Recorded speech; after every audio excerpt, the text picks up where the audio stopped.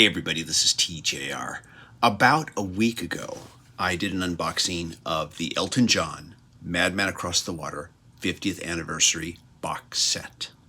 Today, I want to give my thoughts on the bonus material that is included on this set's 3 CDs and also the visual material on the Blu-ray. Now, disc 1 opens, of course, with the album remastered. I'm not going to be discussing the remaster of this album because this remaster is from 2016. It is not a new remaster. It has already been previously released. And quite frankly, I'm glad they didn't remaster it. 2016 to the present day, to me, it doesn't feel like there's really been that much improvement in the technology that we use to remaster albums to really make it worth doing. So oftentimes I see box sets getting released sometimes where they do a remaster for superfluous reasons, just as a selling point for the box set. When the album was like already remastered within the last 6 to 8 years. I think you need to at least wait 10 years. And actually I would prefer it be longer in between remasters to really make a noticeable difference, to really make it worth getting. So I'm glad they didn't remaster it. Now, however, though, once we are finished with the album on disc 1, we do get some cool bonus tracks. The first of these is entitled Indian Sunset, live radio broadcast, including spoken intro. Yes, that's the full title. And when I first read about the inclusion of this track, I was curious to know if this was going to be the exact same recording that appeared on the Record Store Day exclusive version of the live album 171170. Now, for those of you who are unaware, the original release of 171170 featured only 6 tracks when it was first released on LP in 1970. It featured 7 tracks when it was re-released on CD in the 1990s. The Record Store Day exclusive double vinyl release from a few years back features an additional 6 tracks not released on either previous versions. And one of those previously unreleased tracks was Indian Sunset. Given the fact that I don't see too many live recordings of this song floating around, I thought to myself, I'll bet this is the same version. And sure enough, it is the exact same version with 2 changes. One, it of course has a spoken word introduction not heard in the previous version. But 2, and this puzzles me to no end, it cuts off at 5 minutes and 19 seconds. Whereas the 171170 Record Store Day version runs for 6 minutes and 37 seconds. And it doesn't have the intro that this version has, but it's actually shorter than the previous version. And what happens is you're listening to it and it just suddenly gets cut off at one point. Like that. It's very abrupt. And it was very startling to hear this. I kept asking myself, what happened? Why? Was this a mistake? The cutoff feels to me like someone was asleep at the wheel, unless this was done for artistic reasons, or perhaps to make it different from the version on the Record Store Day release. I don't know. Honestly, by having the spoken word introduction, you're already making it different from the Record Store Day release. So I don't understand this. If anyone knows anything about this, please let me know. But I have found nothing online about this weird cutoff. Next, we get the version of the album's title track with Mick Ronson on guitar. Now, this version has appeared before. It's on one of my previously re-released CD editions of Tumbleweed Connection, which featured it as a bonus track. It is, however, nice to get it with this set. This particular version was originally recorded for Tumbleweed Connection, but it was never included. It is a much rougher, more guitar-driven version, and I can see where it would have fit better on that album versus this album. And I think they made the right choice re-recording it with the string instruments for the release version of the album. As for my thoughts on it, it's a really good version. But I think that Mick Ronson's guitar needs to sit back a little bit more in the mix. It seems to be overpowering the song at times. That's my only real complaint about it. But otherwise, it's a really good version. If you don't have it previously, you can get it with this set. Next is Rock Me When He's Gone. This track was, of course, recorded during the Madman Across the Water sessions, but was never included. It was instead given to music artist Long John Baldry for his album, It Ain't Easy. Now, this particular rarity has appeared previously in abbreviated form on the 1992 Rare Masters compilation, a release that is very hard to get a hold of right now, so I'm glad they're including it here.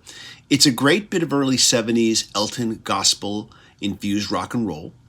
The version that we get on disc 1 is the same version as on the compilation disc, or so I'm told. I don't own a copy of it myself because I couldn't get a hold of one. That's why I said it's hard to get a hold of. But on disc 2, we get the complete version, and it's never been released before. It's great to have both of them on this set.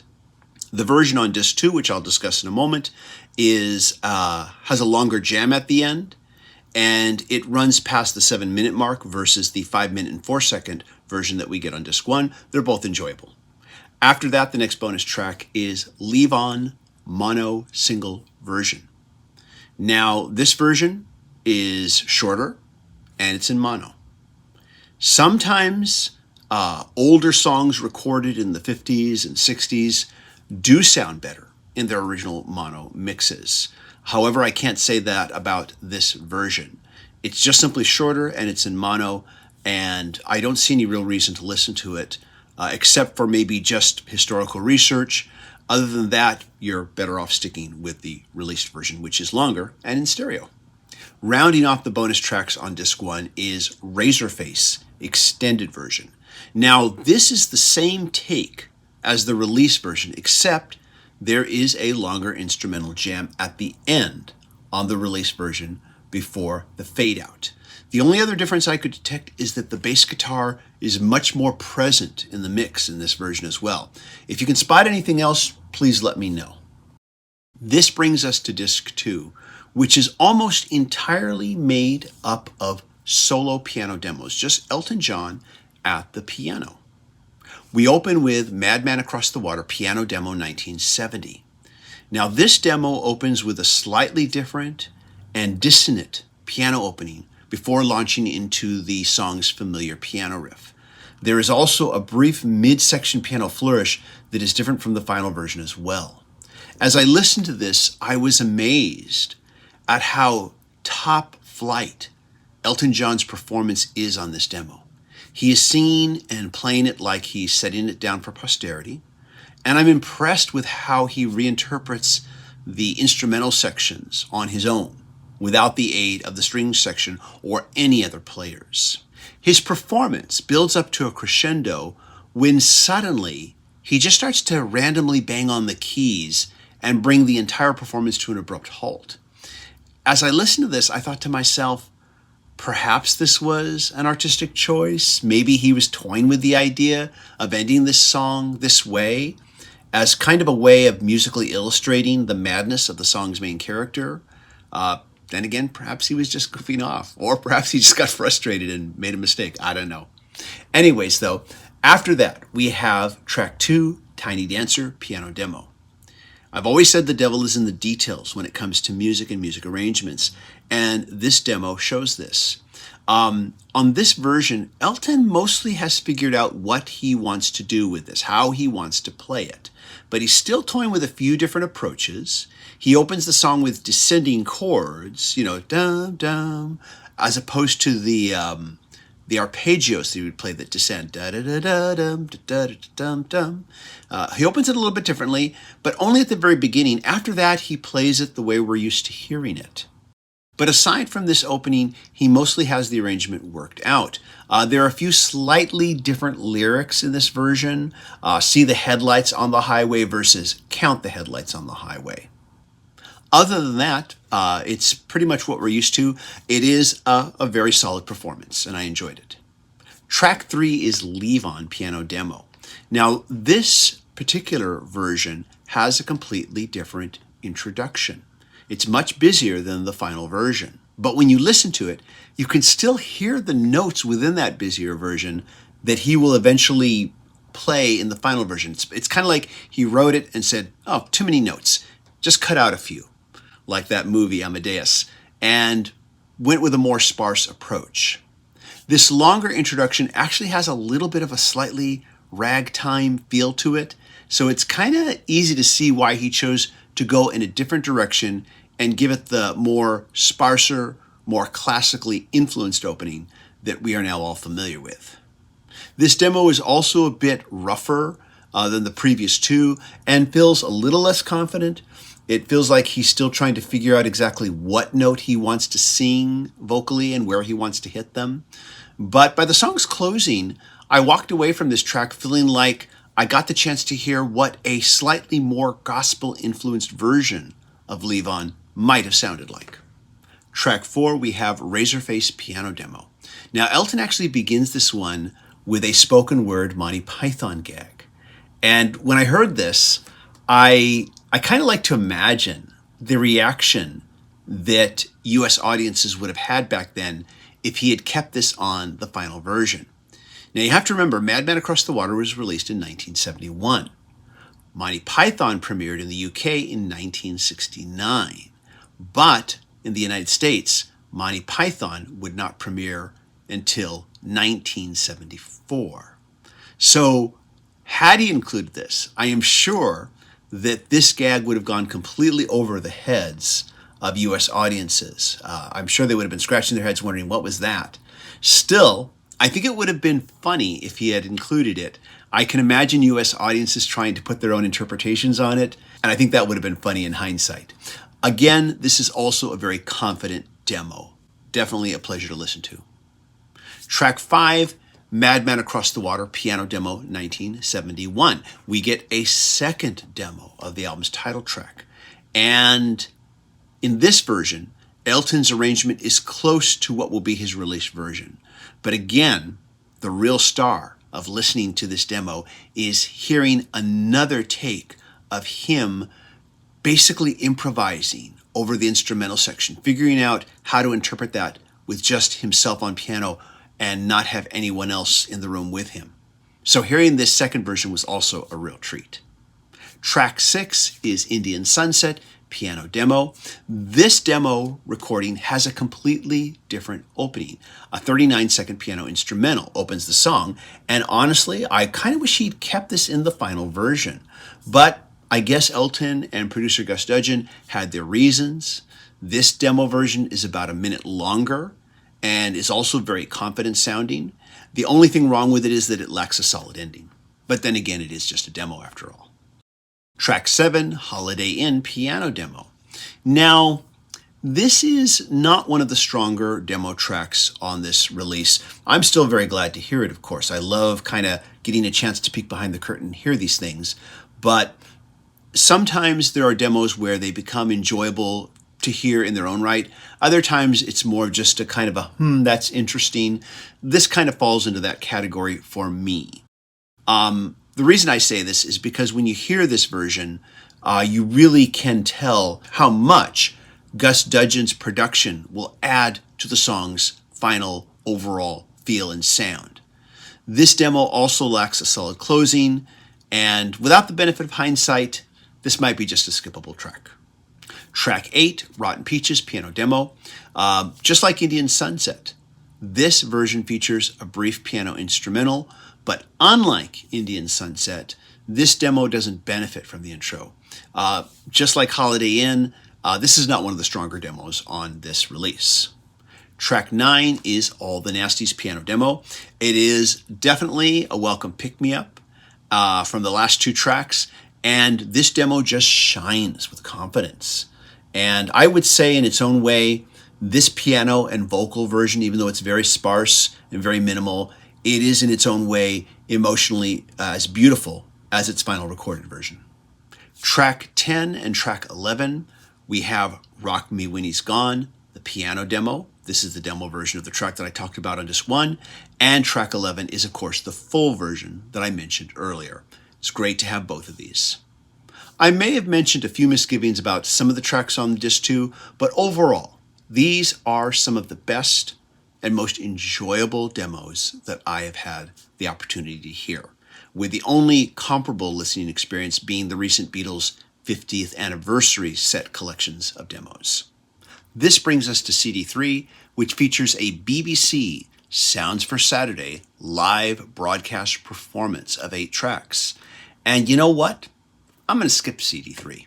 The reason being is that the Blu-ray contains the exact same material with the inclusion of a second broadcast as well. So let's talk about that. The Blu-ray, Disc 4, features 2 BBC broadcasts, Sounds for Saturday and Old Grey Whistle Test. There is also a 5.1 mix of both the original album and the Mick Ronson version of the album's title track, and I hope to discuss those at some future time. But for now, I really just want to concentrate on these 2 wonderful BBC broadcasts. So let's start with the Sounds for Saturday broadcast. First of all, it is so amazing to see Elton so young. And the remastered picture is so sharp and clear that it looks like it could have been recorded yesterday. The concert opens with Elton performing the first 2 tracks by himself, and on track 3, he is then joined by bassist Dee Murray and drummer Nigel Olsson. This would be the trio that he toured with during his earliest tours, and the same trio that he recorded 171170 with.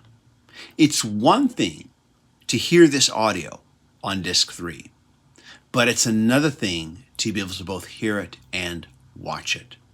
First of all, there's Elton's own very amazing level of musicianship and vocal ability. But then there's also the amazing level of musicianship of Dee Murray and Nigel Olsson. Not only could these 2 musicians play amazingly well, but they could also provide excellent backup vocals too.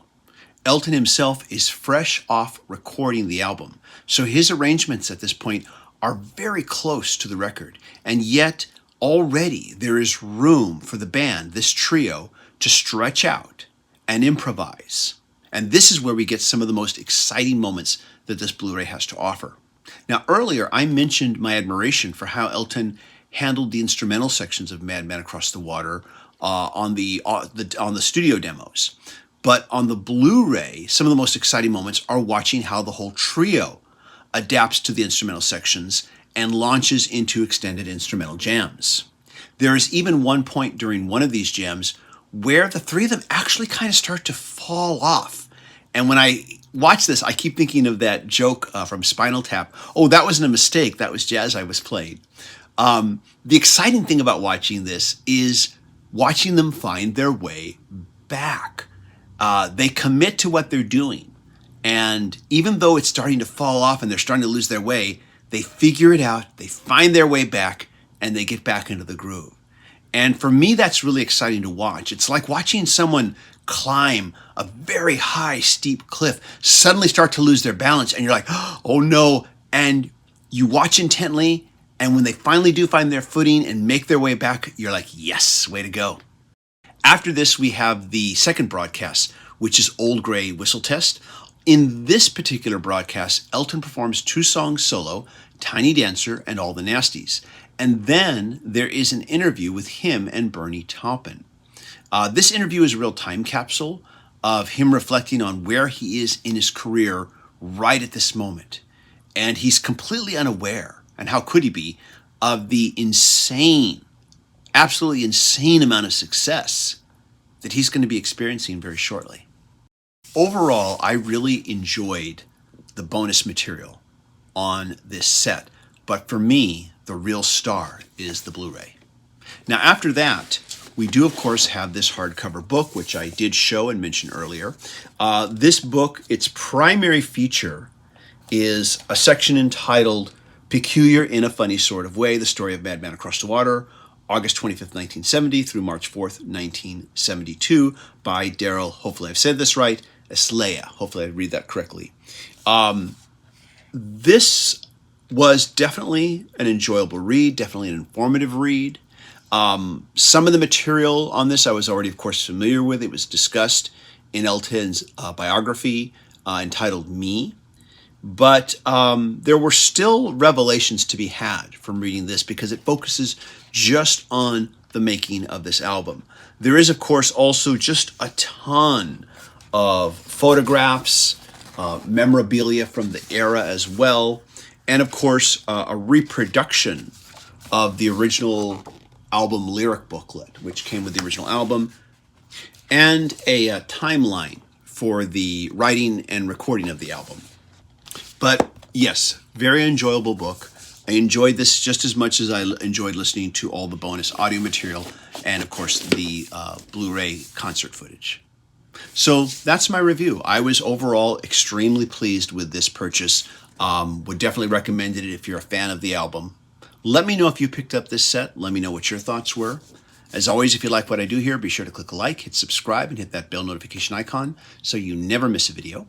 And now I want to give a big shout out to my Patreon supporters who are helping me to make more videos. If you'd like to help me make more videos, please consider going to my Patreon page and making a monthly pledge. Just go to patreon.com/TJR, the original. Patreon supporters do get exclusive videos that are not available here on the channel, and they also get their name in the credits. If you can't be a Patreon supporter, that's okay. Click like and play my videos to the very end. That really helps this channel get recognized by the YouTube algorithm and promotes it to more viewers like you. Everybody, thank you so much for stopping by. I really appreciate it. And I hope you all stay safe and healthy. Take care.